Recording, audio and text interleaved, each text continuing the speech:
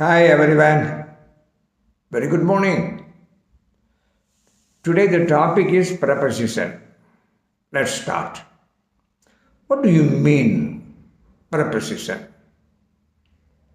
Preposition is a word. It is used with a noun or pronoun to show how the person or thing denoted by the noun or pronoun stands in relation to something else.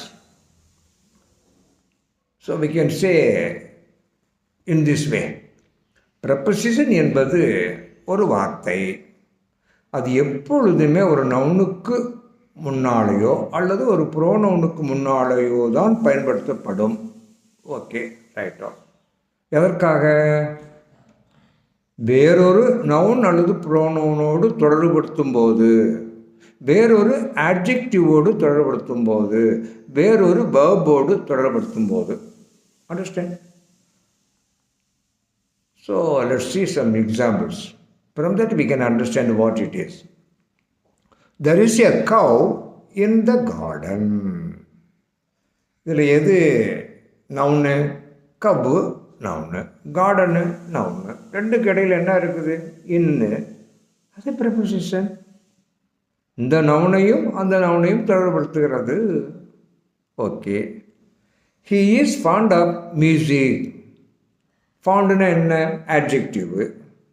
மியூசிக்னா noun. ரெண்டையும் தொடர்புபடுத்துவது of. புரியுதுங்களா? அப்போ இந்த of ப்ரெபோசிஷன். She sat under a tree. இந்த she sat, அந்த sat என்னது? verb. tree என்னது? Noun. ஒரு நவுனையும் ஒரு வேர்பையும் தொடர்புபடுத்துவது எது? அண்டர். ஸோ இந்த மாதிரி நிறைய ப்ரெபோசிஷன்ஸ் இருக்குது. We have to learn all these things. மீண்டும் சொல்லுகிறேன், ப்ரெபோசிஷன் என்பது ஒரு வார்த்தை. நவுன் அல்லது ப்ரோனவுனோடு தான் சேர்ந்து வரும். எதற்காக? வேறொரு நவுனையோடோ ப்ரோனவுனோடு தொடர்புபடுத்துவதற்கு, வேறொரு ஆட்ஜெக்டிவோடு தொடர்புபடுத்துவதற்கு, வேறொரு வேர்போடு தொடர்புபடுத்துவதற்கு. இவை எல்லாவற்றையும் டிஸ்கிரிப்ஷனில் கொடுத்துருக்கிறேன். There you can see in detail. I hope you understand. Thank you.